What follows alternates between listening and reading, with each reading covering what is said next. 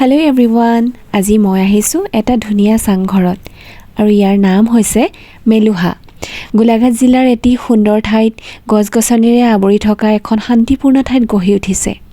মৃণাল শইকীয়াদেৱৰ সপোনৰ আধাৰত নিৰ্মিত এটি সেউজ চাংঘৰ, যি মন মগজু দুয়োটাই সলাই দিব পাৰে।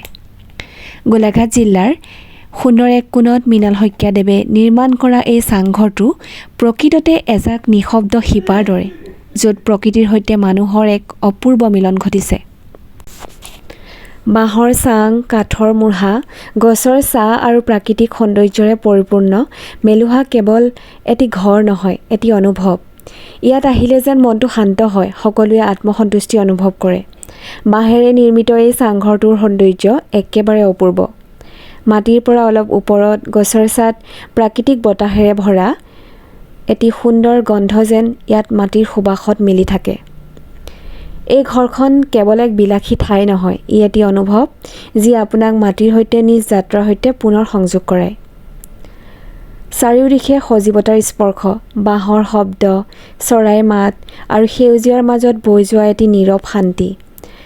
মেলুহা আহিছিল মাথো এখন চাংঘৰ হ'বলৈ, কিন্তু আজি ই হৈছে এজন ব্যক্তিৰ সৃষ্টিশীলতাৰ প্ৰতিফলন আৰু বহুজনৰ আত্মিক শান্তিৰ আশ্ৰয়। সঁচাকৈ মৃণাল শইকীয়াদেৱৰ চিন্তাধাৰা, ধৈৰ্য আৰু নিখুঁত শিল্প অনুভৱে এই ঠাইখনক সুন্দৰ কৰি তুলিছে। ইয়াত আহিলে নিজকে নতুনকৈ অনুভৱ কৰিব পাৰি, যেন অলপ সময়ৰ বাবে হ'লেও যান্ত্ৰিক জীৱনৰ পৰা আমি আঁতৰি আহিছোঁ। ই যেন মানুহৰ যান্ত্ৰিক জীৱনৰ পৰা অলপ সময়লৈ মুক্তিৰ এটি সুকোমল আশ্ৰয়স্থলী হিচাপে গঢ়ি তোলে। তেখেতে নিজৰ শৈল্পিক চিন্তাধাৰা আৰু মৰমেৰে গঢ়ি তুলিছে এই ঠাই মেলুহা। ইয়াত সময় কটাবলৈ আহিলে আপুনি নিজৰ ভিতৰৰ আমিজনক পুনৰ বিচাৰি পাব, যি হয়তো নগৰ জীৱনৰ ব্যস্ততাৰ মাজত কেতিয়াবা হেৰাই গৈছিল। চাংঘৰটোৰ পৰা দেখা পোৱা সূৰ্যোদয়, সন্ধিয়াৰ আলসুৱা বতাহ আৰু ৰাতিপুৱা চৰাইৰ মাতে সকলোবোৰে হৃদয়টোক ভৰাই তোলে। মেলুহা নামটোতে এটি অতীত সভ্যতাৰ ধ্বনি আছে, আৰু এই চাংঘৰত আহি যেন সেই অতীতৰ সৰলতা আৰু শান্তিক অনুভৱ কৰিব পাৰোঁ। যিসকলে প্ৰকৃতিৰ কোলাত অলপ শান্তি বিচাৰে, যিসকলে চাংঘৰৰ সৌন্দৰ্যত নিজকে বিলীন কৰি দিব খোজে, তেওঁলোকৰ বাবে মেলুহা এক আদৰ্শ স্থান।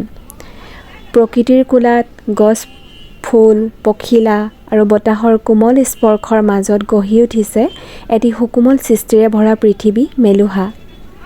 গোলাঘাট জিলাৰ মৃণাল শইকীয়াদেৱৰ এটি অনন্য চিন্তাৰ ফলস্বৰূপ এই চাংঘৰখন কেৱল এখন বাঁহ কাঠৰ ঘৰ নহয়, ই হৈছে এটি সাংস্কৃতিক ভ্ৰমণ, য'ত প্ৰকৃতি, ইতিহাস আৰু শৈল্পিকতা একেলগত মিলি যায়। মেলুহাৰ এটি ধুনীয়া বিশেষত্ব হৈছে ইয়াৰ সজোৱা। চাংঘৰটো কেৱল সৌন্দৰ্যৰ বাবে নহয়, বুজাব পৰা যায় ইয়াক সজোৱা হৈছে এটি মন প্ৰাণ দিয়াৰ সৃষ্টিশীল মনৰ দ্বাৰা। প্ৰকৃতিৰ বিভিন্ন উপাদান, বাঁহ, কাঠ, গছৰ ছাঁ, পানীৰ শব্দ সকলোৰ সংমিশ্ৰণে চাংঘৰটো জীয়াই তুলিছে।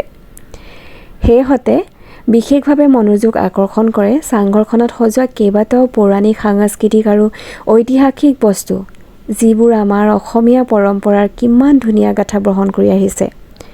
প্ৰাচীন বস্তুসমূহক ধুনীয়াকৈ ৰক্ষা কৰি এটা জীৱন্ত মিউজিয়াম যেন, য'ত অতীত, বৰ্তমান আৰু প্ৰকৃতিৰ মাজত এক অপূৰ্ব সাধুকথাৰে ভৰি পৰিছে।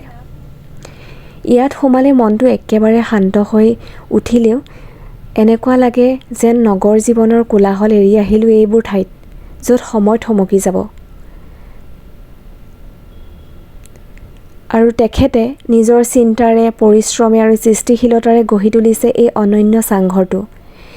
এইটো কেৱল এখন বাঁহ কাঠেৰে নিৰ্মিত পৰম্পৰাগত ঘৰ নহয়, ই হৈছে এটি অনুভৱ, এটি যাত্ৰা, যি প্ৰকৃতি, ইতিহাস আৰু সংস্কৃতিৰ সৈতে এক গভীৰ সংলাপ। মেলুহাক বিশেষ বনাই তোলে ইয়াৰ সজোৱা ধৰণে। প্ৰকৃতিৰ বিভিন্ন উপাদানৰ সৈতে সজোৱা গছৰ ডাল, পাথৰ, বাঁহ, কাঠ আৰু ফুলৰ সুগন্ধি সকলোতে আছে যেন এটি কোমল স্পৰ্শ।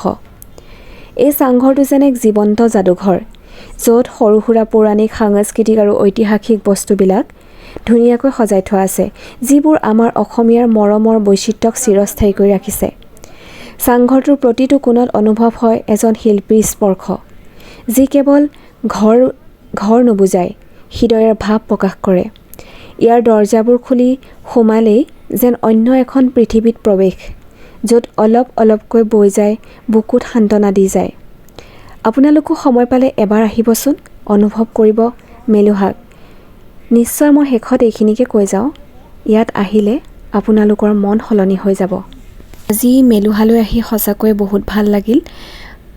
আজি মই, খুৰী আৰু ভণ্টি এজনী, আমি তিনিওজনী মিলি আবেলিৰ সময়টো আজি ইয়াত পাৰ কৰিলোঁ। এটা বহুত ধুনীয়া মুহূৰ্ত সঁচা কথা ক'ব গ'লে। আৰু ইয়াত আমি তিনিওজনীয়ে ধুনীয়াকৈ ভিডিঅ' বনালোঁ, ফটো উঠিলোঁ, ভাল লাগিলে। আৰু ইমান ধুনীয়া চাংঘৰটো, সঁচাকৈ ইয়াক শব্দৰে কেতিয়াও বৰ্ণনা কৰি শেষ কৰিব নোৱাৰি। আৰু ইয়াতেই আজি মোৰ ভিডিঅ'টো শেষ কৰিছোঁ। আকৌ এটি নতুন ভিডিঅ'ত লগ পোৱাৰ আশাৰে।